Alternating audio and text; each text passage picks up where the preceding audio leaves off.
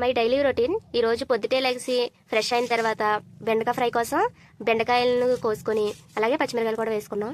బెండకాయలు అనేవి ఇలా స్లైసెస్లో కట్ చేసుకోవాలి. అప్పుడు తొందరగా మగ్గి ఫ్రై కూడా చాలా టేస్ట్గా వస్తుంది. పెద్ద ముక్కల్లో అయితే బాగా రాదు. ఇప్పుడు స్టవ్ మీద ప్యాన్ పెట్టుకున్నాను. ప్యాన్ పెట్టుకున్న తర్వాత ఆయిల్ అనేది యాడ్ చేసుకోవాలి.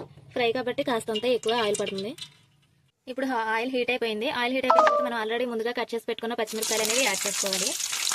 అలాగే వెల్లుల్లిపాయలు కూడా యాడ్ చేసుకొని ఫ్రై అవ్వాలి. వెల్లుల్లిపాయలు పచ్చిమిరపకాయలు ఈ విధంగా ఫ్రై అయిపోయిన తర్వాత జీలకర్ర కూడా యాడ్ చేసుకోవాలి. దాంతోపాటు కరివేపాకు కూడా యాడ్ చేసుకోవాలి.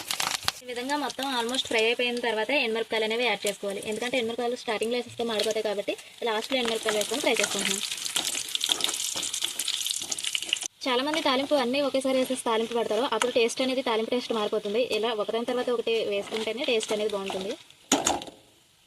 ఇప్పుడు ఇవన్నీ బాగా ఫ్రై అయిపోయిన తర్వాత మనం స్లైసెస్లో కట్ చేసుకున్న బెండకాయ ముక్కలను కూడా ఇందులో యాడ్ చేసేసుకోవాలి. బెండకాయ ముక్కలు అనేది బాగా నూనె పట్టించి మధ్య వరకు ఉంచుకోవాలి. ఈ విధంగా ఆయిల్ అనేది బెండకాయ ముక్కలకి బాగా పట్టేలాగా కలుపుకొని వేసేలా వదిలేయకూడదు. ఆయిల్ అనేది బాగా పట్టేలాగా కలుపుకొని అప్పుడు మూత పెట్టుకుంటే బాగా మగ్గుతాయి.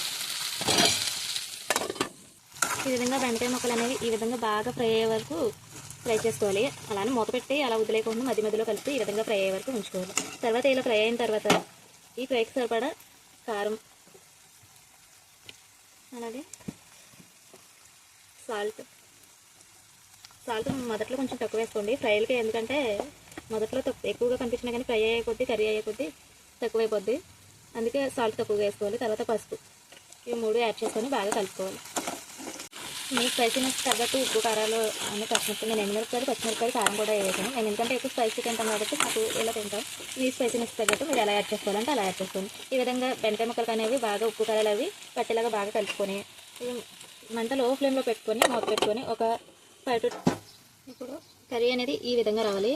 ఈ విధంగా వస్తే మన బెండకాయ ఫ్రై అయితే రెడీ అయిపోతుంది. ఉప్పు కారం వేసాం కాబట్టి మూత పెట్టి అలా వదిలేకపోకుండా మధ్య మధ్యలో చూసుకుంటూ కలుపుకుంటూ అలాగే లో ఫ్లేమ్లో 5 to 10 minutes ఉంచుకుంటే మన ఎమ్మె టేస్టీ బెండకాయ ఫ్రై రెడీ అయిపోతుంది.